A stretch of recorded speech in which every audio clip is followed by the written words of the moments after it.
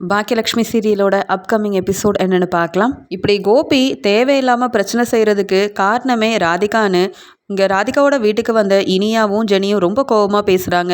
இதை கேட்ட ராதிகாவோட அம்மா உடனே இங்கே இனியா கிட்டேயும் ஜெனிக்கிட்டேயும் என் பொண்ணை பற்றி ஏன் முன்னாடியே பேசுகிறீங்க, உங்களுக்கெல்லாம் எவ்வளோ தைரியம், அது மட்டும் இல்லாமல் பாக்கியா தானே இப்படி பேச சொல்லி உங்களை அனுப்பியிருக்கா, அதனால் நீங்கள் இப்படி தான் பேசுவீங்க. இனியா, ஓ அம்மாவோட அருமை புரியாமல் நீயே உங்கள் அப்பா தான் முக்கியம்னு பேசிகிட்டு இருக்க. அப்படி இருக்கும்போது ஏன் பொண்ணை பற்றி நீ தப்பாக பேசாத, முதல்ல உங்கள் வீட்டுக்கு போங்க, இங்கே நீங்கள் பேசுகிறதுக்கு உங்களுக்கு எந்த உரிமையும் கிடையாது. ராதிகா நீ வா ராதிகா, இவங்க கேட்குற கேள்விக்கெலாம் நீ ஒன்றும் பதில் பேச வேண்டிய அவசியமே இல்லை அப்படின்னு ராதிகாவோட அம்மா சொல்கிறாங்க. உடனே இனியாவும் நான் எங்கள் அப்பாவை பார்க்க தான் வந்தேன், ராதிகா கிட்டேயோ இல்லை உங்ககிட்டயோ நான் பேசுறதுக்கு வரலை, நீங்கள் தான் தேவையில்லாமல் ஏன் அம்மாவை பற்றி தப்பாக பேசுனீங்க அப்படின்னு இனியா சொன்னதை கேட்டு, ஓ அம்மாவை பற்றி நீ எதுக்கு எங்கள் வீட்டில் வந்து பேசணும், ஒழுங்கா இங்கேருந்து கிளம்பு அப்படின்னு இனியாவை நல்லா திட்டி வெளுத்து வாங்கி ராதிகாவோட அம்மா அங்கேருந்து இனியாவை அனுப்பிடுறாங்க. இங்கே இனியாவும் அழுதுகிட்டே பாக்கியாவோட வீட்டுக்கு வராங்க. இதை பார்த்த ஈஸ்வரியும் என்னாச்சு இனியா, எதுக்காக அழுதுகிட்டே வரேன்னு கேட்க, ராதிகாவோட வீட்டில் நடந்த எல்லாத்தையுமே ஜெனி சொல்கிறாங்க. அது என்ன கமலா, உன்னை பற்றி பேசுகிறதுக்கு அவளுக்கு என்ன உரிமை இருக்குது, நீ உங்கள் அப்பா கோபியை பார்க்க போனதானே, அப்படி இருக்கும்போது அந்த வீட்டுக்கு வரக்கூடாதுன்னு சொல்ல ராதிகாவுக்கு மட்டும் இல்லை ராதிகாவோட அம்மாவுக்கும் உரிமை கிடையாது, உன் அப்பா அங்கே தானே இருக்காரு அப்படின்னு சொல்லி கேட்குறாங்க. அப்பா இல்லை பாட்டி, இருந்திருந்தா நான் எதுக்கு அழுதுருக்க போகிறேன், கண்டிப்பாக அப்பா எனக்கு சப்போர்ட் பண்ணியிருப்பாங்களே, இந்த வீட்டில் எனக்கு இருக்கவே பிடிக்கல பாட்டி அப்படின்னு சொல்கிறாங்க. அதுக்கு உடனே இங்கே பாக்கியாவும் நீ எதுக்கு தேவையில்லாமல் அங்கெல்லாம் போகணும், நீ அங்கே போக போய் தானே ராதிகாவோட அம்மா அப்படி பேசியிருக்காங்க, உங்கள் பாட்டியவே விட்டு வைக்காத அந்த ராதிகாவும் ராதிகாவோட அம்மாவும் உங்களையும் அப்படி தான் பேசுவாங்கன்னு தெரிஞ்சிருந்ததோ நீ உங்கள் அப்பாவை பார்க்க போனது தான் பெரிய தப்பு அப்படின்னு இங்கே பாக்கியலட்சுமி சொல்கிறாங்க. உடனே ஈஸ்வரியும் பாக்கியா நீயும் கோபியும் பிரிஞ்சிருக்கீங்க, உங்களுக்கு பிடிக்கலனா நீங்கள் பேசாமல் இருங்க, அதுக்காக இங்கே இனியா செழியன்னு இவங்க கோபியை பார்க்க போகிறது தப்புன்னு எப்படி நீ சொல்லுவ, இங்கே இனியாவுக்கு எல்லா உரிமையும் இருக்குது கோபியை பார்க்க போகிறதுக்கு, உனக்கு பசங்க மேலே எவ்வளோ உரிமை இருக்கோ அதே உரிமை இங்கே கோபிக்கும் இருக்குது அப்படின்னு சொல்கிறாங்க. உடனே இங்கே பாக்கியாவும் அப்படி உரிமை இருந்தால் இந்த குடும்பத்தை அவரே பார்த்துருக்கலாமே, ஒரு மாதமாவது பசங்களுக்கு தேவையான பணத்தை கொடுத்துருப்பாரா, இல்லை வீட்டில் நடக்கிற பிரச்சனைக்கு தான் ஏதாவது ஒரு முற்றுப்புள்ளி வச்சுருப்பாரா, ஒன்றுமே இல்லை, பிரச்சனைன்னு வரதே உங்கள் பையன் கோபியால் தான், இப்போ நான் இவ்வளோ பெரிய குழப்பத்தில் இருக்கேன், என்ன செய்யன்னு தெரியாமல் இருக்கேன்னா அதுக்கு காரணமே இந்த கோபி தான், அப்படி இருக்கும்போது என் பசங்களை நல்லா பார்த்துக்கிற நான் என்ன முடிவெடுக்கிறேனோ அதன்படி தான் என் பசங்க நடந்துக்கணுமே தவிர்த்து நீங்கள் ஏன் எப்பயுமே உங்கள் பையனுக்கு சப்போர்ட் பண்ணி பேசுகிறீங்க அப்படின்னு கேட்குறாங்க. நான் இதை அப்படியே சும்மா விட போகிறதில்ல, ராதிகாவோட வீட்டில் போய் என்ன ஏதுன்னு கேட்க போகிறேன், ஏன் கோபியை பார்க்க இந்த வீட்டுக்கு இனியா வரக்கூடாதான்னு கோபி முன்னாடியே ராதிகாவை கேள்வி கேட்க தான் போகிறேன் அப்படின்னு சொல்லிட்டு அங்கேருந்து இனியாவையும் கூட்டிகிட்டு மறுபடியும் ஈஸ்வரி கிளம்புறாங்க. இங்கே பாக்கியா அத்தை இதெல்லாம் தேவையில்லாத வேலை, நீங்கள் ஏன் தான் இப்படி செய்கிறீங்களோ தெரியல, உங்கள் ரூமை விட்டு வெளியில் வர மாட்டேன்னு சொன்னீங்க, இப்போ இனியாவுக்காக ராதிகாவோட வீட்டுக்கு போகிறேன்னு சொல்கிறீங்க, ராதிகாவோட அம்மா ஏதாவது பேசிட்டாங்கன்னா அப்புறம் நீங்கள் தான் தலை குனிஞ்சு அவமானப்பட்டு நிற்கணும், வேண்டாம் அத்தை அப்படின்னு சொல்ல, நீ அமைதியாரு நான் பார்த்துக்கிறேன் அப்படின்னு சொல்லிட்டு யார் பேச்சையும் கேட்காம இனியா அழுதுகிட்டே வந்ததால் இனியாவுக்கு சப்போர்ட் பண்ணி பேச மறுபடியும் ராதிகாவோட வீட்டுக்கு கூட்டிகிட்டு போகிறாங்க ஈஸ்வரி. இங்கே ஈஸ்வரி ராதிகாவோட வீட்டில் போயிட்டு கோபி கோபி அப்படின்னு கோபியை கூப்பிடுறாங்க.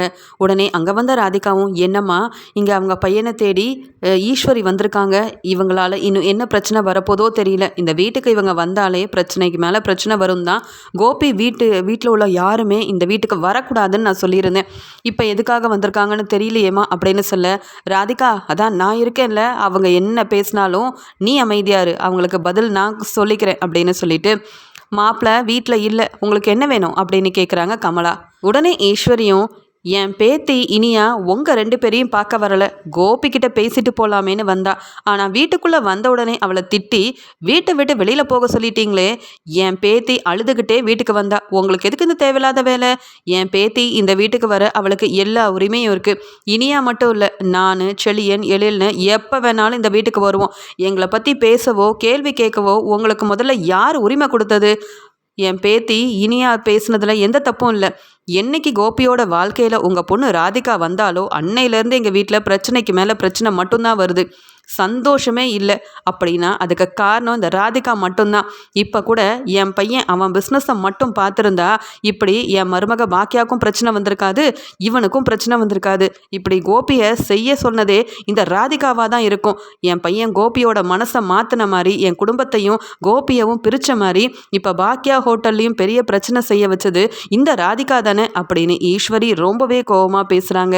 இங்கே ரொம்ப பொறுமையாக இருந்த ராதிகா இங்கே ஈஸ்வரி பேச பேச அவங்களுக்கு கோபம் தாங்க முடியல. போதும் அத்தை, இதுக்கு மேலே என்னை பற்றி நீங்கள் எதுவும் பேசாதீங்க. நான் உங்கள் வழிக்கு வரதில்லை. உங்கள் பையன் செஞ்ச தப்புக்கு நான் என்ன செய்ய முடியும்? உங்கள் பையனை கேள்வி கேட்க மாட்டீங்க, ஆனால் என்ன நிற்க வச்சு கேள்வி கேட்குறீங்களா? உங்கள் பையன் வரட்டும், அவர்கிட்டயே நீங்கள் கேட்ட எல்லாத்தையும் கேளுங்க. உங்கள் பையனை இப்படி செய்ய சொன்னது நான் தானே உங்களுக்கு எப்படி தெரியும்? பேசுகிறவங்க பேசுனா அதெல்லாம் கேட்டுக்கிட்டு நீங்களும் நம்பி இப்படி என்கிட்ட இப்படிலாம் பேசுகிற வேலை வச்சுக்காதீங்க. நான் ஒன்றும் உங்கள் மருமக பாக்கியா மாதிரி அமைதியாக இருக்க மாட்டேன். என் வீட்டில் பிரச்சனை செய்கிறீங்கன்னு உங்கள் மேலேயே கம்ப்ளைண்ட் கொடுத்துருவேன். என்னை பற்றி உங்களுக்கு தெரியும்ல அப்படின்னு கேட்குறாங்க ராதிகா. உடனே இங்கே ஈஸ்வரியும் உன்னை பற்றியும் தெரியும், உன் அம்மா கமலாவை பற்றியும் தெரியும். நீங்கள் செஞ்ச பிரச்சனையால் அவமானப்பட்டு இந்த வீட்டுக்கு இனி வரவே கூடாது அப்படின்னு தான் பாக்கியாவோட வீட்டுக்கு போனேன். என் பேத்தி இனியாவை திட்டி நீங்கள் அவமானப்படுத்தி அனுப்பியிருக்கீங்க. பாக்கியாவை பற்றி தப்பு தப்பாக பேசியிருக்கீங்க. அதனால தான் நான் அதெல்லாம் கேட்டுட்டு போகலாமேன்னு வந்தேனே தவிர்த்து உங்கள் வீட்டில் சந்தோஷமாக பேசிட்டு போகிறதுக்காக வரலை அப்படின்னு பேசிகிட்டு இருக்கும்போதே அங்கே கோபி வெளியில் வேலையெல்லாம் முடிச்சுட்டு வீட்டுக்கு வராரு. ஈஸ்வரியோட சத்தத்தை கேட்ட உடனே அம்மா வந்திருக்காங்களா, அம்மா என்ன பார்க்க தான் வந்திருப்பாங்களா இருக்கும். ஒருவேளை இங்கே எங்கள் அத்தை தான் ஏதாவது பிரச்சனை செஞ்சுருப்பாங்களோ, அம்மாவை வீட்டுக்குள்ளே வரக்கூடாதுன்னு சொல்லியிருப்பாங்களோ அப்படின்ற மாதிரி இங்கே ஈஸ்வரியோட சத்தத்தை கேட்ட உடனே ரொம்ப சந்தோஷமாக கோபியும் ராதிகாவோட வீட்டுக்கு போக அங்கே பெரிய பிரச்சனையே நடந்துட்டுருக்கு. இதை பார்த்த உடனே இங்கே ஈஸ்வரி, வா கோபி, நீ தான் எனக்கு ஒரு பதில் சொல்லணும். இங்கே இனியா உன்னை பார்க்க வந்ததுக்கு வரக்கூடாதுன்னு சொல்லி அனுப்பியிருக்காங்க உன் அத்தை. இதெல்லாம் சரியா? ஏன் இனியா உன்னை பார்க்க உன் வீட்டுக்கு வரக்கூடாதா? உங்கள் அத்தையும் இங்கே ராதிகாவும் இருக்கும்போது அவங்க மட்டும் இந்த வீட்டில் இருக்கணும். உனக்கு சொந்தமான நானாக இருக்கட்டும், இங்கே இனியா எழில் செழியன்னு யாரும் இந்த வீட்டுக்கு வரக்கூடாதா கோபின்னு சொல்ல, இல்லைம்மா நீங்கள் எல்லாருமே வரலாம் அப்படின்னு சொல்கிறாங்க. அதுக்கு அப்போ உங்கள் அம்மா உங்கள் பசங்க மட்டும் இந்த வீட்டில் இருக்கட்டும், நாங்கள் எதுக்கு மாப்பிள்ளை இங்கே இருக்கணும்? உங்களுக்கு ராதிகா முக்கியம்னா உங்கள் அம்மாவை முதல்ல இங்கேருந்து அனுப்புங்க, தேவையில்லாத பிரச்சனை செஞ்சிட்ருக்காங்க அப்படின்னு சொல்ல, இங்கே கோபி ராதிகாவையும் பார்க்குறாரு, இங்கே பேசிகிட்டு இருக்க ஈஸ்வரியவும் பார்க்குறாரு. என்ன முடிவெடுக்கன்னு தெரியல, என்ன பிரச்சனை போகுதுன்னு புரியலையே அப்படின்னு சொல்லி திருன்னு முழிக்கிறாரு கோபி. உடனே ராதிகா கோபி கிட்ட சொல்கிறாங்க, உங்கள் அம்மா தேவையில்லாமல் பிரச்சனை செய்கிறாங்கங்க, முதல்ல இவங்களை அவங்க வீட்டுக்கு போக சொல்லுங்கள் அப்படின்னு சொல்லும்போது, என்ன ராதிகா, எங்கள் அம்மா ஏற்கனவே என் மேலே ரொம்ப கோபமாக இருந்தாங்க, ஏதோ என்னை தேடி வீட்டுக்கு வந்திருக்காங்கன்னா இப்படி பேசுறியேன்னு சொல்ல, வேற என்னங்க சொல்கிறது, நீங்கள் தான் பாக்கியாவோட ஹோட்டலில் இவ்வளோ பெரிய பிரச்சனை செஞ்சுருக்கீங்க. ஷெஃப்பை அனுப்பி அவங்க எடுத்த அந்த பிரியாணி ஆர்டரை ஒன்றும் இல்லாமல் செய்கிறதுக்கும், பாக்கியா அந்த ஆர்டர் மூலமாக பெரிய லாபம் எடுக்கக்கூடாது, அவங்க அவமானப்பட்டு அந்த ஹோட்டல் ஓனராகவே இருக்கக்கூடாதுன்னு சொல்லி தேவையில்லாத வேலை செஞ்சது நீங்கள். ஆனால் இதெல்லாம் நான் தான் உங்களை செய்ய சொன்னேன்னு என்னை உங்கள் அம்மா திட்டிகிட்டு இருக்காங்க. என்னை திட்டுறதுக்கு, என்னை அவமானப்படுத்துறதுக்கோ உங்கள் அம்மாவுக்கு மட்டும் என்னங்க உரிமை இருக்குது? என்னை மருமகளாக ஏற்றுக்க மாட்டாங்க, என்னை பார்த்தாலே உங்கள் அம்மாவுக்கு பிடிக்காது. அப்படி இருக்கும்போது என்னை திட்டுறதுக்கு மட்டும் வீடு தேடி நிற்கிறாங்க பாருங்க அப்படின்னு சொல்கிறாங்க ராதிகா. உடனே இங்கே ஈஸ்வரியும், கோபி நான் சொல்கிறது சரிதானே, இந்த ராதிகாவோட பேச்சை கேட்டுட்டு தானே நாங்கள் யாருமே வேண்டான்னு உன் பசங்களையும் விட்டுட்டு இங்கே உனக்காகவே கஷ்டப்பட்டுட்டு இருந்த இங்கே பாக்கியாவையும் விட்டுட்டு அந்த வீட்டில் இருந்து நீ இந்த ராதிகாவுக்காக இங்கே வந்திருக்க. அப்படி இருக்கும்போது ராதிகா பேச்சை கேட்குற நீ எப்பயுமே ராதிகாவோட பேச்சை தானே கேட்டு நடப்ப. அதனால தான் அப்படி சொன்னேன். ராதிகா இப்படி பிரச்சனை செய்ய போய் தான் நீ பாக்கியாவோட ஹோட்டலில் இவ்வளோ பெரிய பிரச்சனை செஞ்சுருக்கேன்னுட்டு. இதில் என்ன தப்பு இருக்குது அப்படின்னு கேட்காமா, நான் எந்த பிரச்சனையும் செய்யலம்மா, நீங்களும் அதை நம்புறீங்களா? அந்த ஷெஃப்பை நான் அனுப்பவும் இல்லை, பிரியாணி ஆர்டரில் என்னால் பாக்கியாவோட ஹோட்டலில் எந்த பிரச்சனையும் நடக்கலம்மா. பாக்கியா பொய் சொல்லி என்ன அவமானப்படுத்த பாக்கியா பொய்யா ஒரு கம்ப்ளைண்ட் கொடுத்துருக்கா. இதை நீங்களும் நம்பாமல் இப்படி பிரச்சனை செய்கிறீங்க. இதுக்கும் இங்கே ராதிகாவுக்கும் எந்த சம்மந்தமும் கிடையாது. அதான் அன்னைக்கே பாக்கியாவை உங்கள் வீட்டில் பேசும்போது பாக்கியா கிட்ட தெளிவாக சொன்னேனேம்மா, எந்த பிரச்சனையும் இல்லாமல் நான் கண்டிப்பாக இங்கே பாக்கியா கொடுத்த கம்ப்ளைண்ட்டை அவள் வாபஸ் வாங்கலைனாலும் நான் வெளியில் வந்துடுவேன், இந்த பாக்கியாவால் எந்த பிரச்சனையும் எனக்கு செய்ய முடியாதுன்னு. அப்புறம் எதுக்குமா நீங்கள் ராதிகாவை திட்டுறீங்க அப்படின்னு கேட்குறாங்க. அதுக்கு உடனே ஈஸ்வரி, இப்படி நீ ராதிகாவுக்கும் ராதிகாவோட அம்மாவுக்கும் சப்போர்ட் பண்ண போய் தான் நான் உன்னை மகனாகவே ஏற்றுக்கக்கூடாது அப்படின்ற முடிவில் இருக்கேன். மறுபடியும் நீ அப்படி தான் செய்கிறல அப்படின்னு கேட்கும்போது, அத்தை நீங்கள் எங்களை ஏற்றுக்கலனாலும் பரவாயில்ல, ஆனால் உங்கள் பையன் மேலே முதல்ல இருக்கிற நம்பிக்கையை விட்டுட்டு பாக்கியாவுக்கு சப்போர்ட் செய்யுங்க. ஏன்னா பிரச்சனைக்கெல்லாம் காரணம் கோபி தான். அவர் என்ன பொய் சொன்னாலும் அதை என்னால் ஏற்றுக்க முடியாது. பாக்கியா பொய் சொல்ல மாட்டாங்க, யாரையும் ஏமாற்றணும்னு நினைக்க மாட்டாங்க. எனக்கு பாக்கியாவை பற்றி நல்லாவே தெரியும். உங்கள் பையனால தான் பாக்கியாவோட ஹோட்டலில் பிரச்சனை வந்தது, அது உண்மைதான். ஆனால் அதுக்கும் எனக்கும் எந்த சம்மந்தமும் இல்லை. உங்கள் பையனுக்கு சப்போர்ட் பண்ணி பேசாதீங்க. எல்லா ஆதாரத்தோடையும் தான் இங்கே கோபி தான் தப்பு செஞ்சாருன்னு பாக்கியா உண்மையை கண்டுபிடிச்சிருக்காங்க. அப்படி இருக்கும்போது இங்கே கோபி தான் பொய் சொல்லிட்டு இருக்காங்கன்னா, நீங்கள் என்னவோ இந்த கோபிக்கு சப்போர்ட் பண்ணுறீங்க.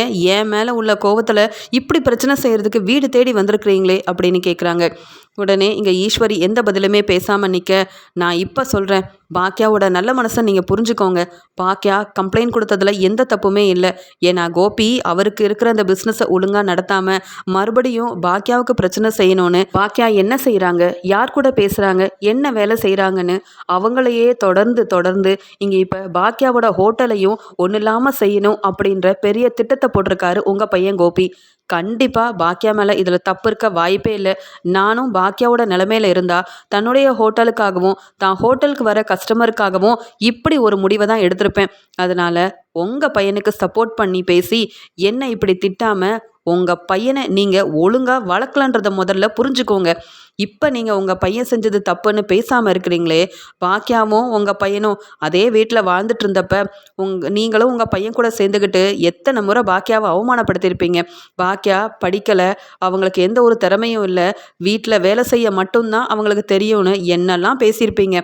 இப்போ பாக்கியா அது எல்லாத்தையுமே ஒன்றும் இல்லாமல் செஞ்சுட்டு இப்போ நல்லா முன்னேறி ஒரு ஹோட்டலோட ஓனர் ஆயிருக்காங்க. அந்த சந்தோஷத்தோட உங்கள் மருமகளுக்கு நீங்கள் துணையாக இருக்கணும்னு நினைக்காம இப்பையும் இங்கே கோபி மேலே எந்த தப்பும் இருக்காது, எல்லாத்துக்கும் காரணம் ராதிகா தானு என்ன பேச வந்துட்டீங்கல்ல. உங்களுக்கு பாக்கியா மேலேயும் நம்பிக்கை இல்லை, என் மேலேயும் நம்பிக்கை இல்லை. என்ன தான் உங்கள் பையன்கிட்ட நீங்கள் பேசாமல் இருந்தாலும் உங்கள் பையன் மேலே இருக்கிற பாசம் மட்டும்தான் இப்போ நிற்கிது, அப்படி தானே அப்படின்னு கேட்குறாங்க ராதிகா. இங்கே ஈஸ்வரிக்கு எந்த பதிலுமே பேச முடியல.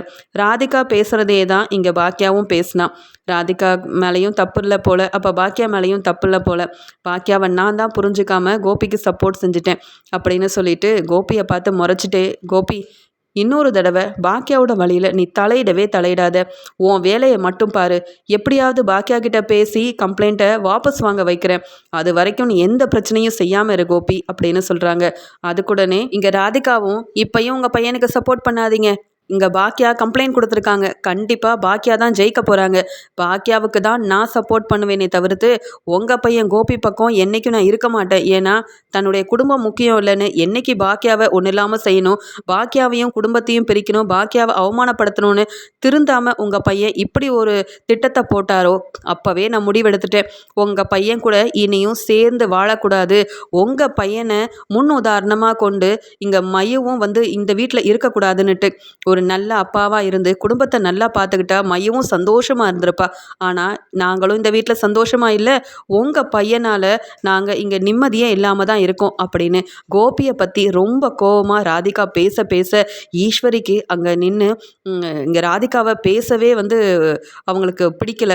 ஏன்னா கோபி செஞ்சது எல்லாமே தப்பு தான் அப்படின்னு இங்கே ஈஸ்வரிக்கு புரிய வச்சு பாக்கியாவுக்கு ராதிகா சப்போர்ட் செய்ய போகிறதா சொன்னதால் எந்த பதிலுமே பேச முடியாத ஈஸ்வரியும் கோபி செஞ்ச இந்த வேலையால் தலை குடிஞ்சுக்கிட்டே இங்கே இனியாவையும் கூட்டிக்கிட்டு அங்கேருந்து கிளம்பிடுறாங்க. இங்கே கோபி நினைக்கிறாரு, இந்த ராதிகா என்ன என் மேலே இவ்வளோ கோவத்தில் இருக்கா, நான் தான் இந்த தப்பு செஞ்சேன்னு பாக்கியா மட்டும் இல்லை ராதிகாவும் நம்புறதால எனக்கு நான் என்னெல்லாம் செஞ்சேன்ற ஆதாரத்தை ராதிகாவே கொண்டு போய் அங்கே என்னை வசமாக மாட்டி விட்டுருவா போலையே. இந்த பிரச்சனையிலேருந்து எப்படியாவது வெளியில் பாக்கியா முன்னாடி நான் ஜெயிக்கணும்னு நினச்சா பாக்கியாவுக்கு இந்த ராதிகா ரொம்பலாம் சப்போர்ட் பண்ணிகிட்டு இருக்கா அப்படின்ற மாதிரி பார்க்குறாரு கோபி.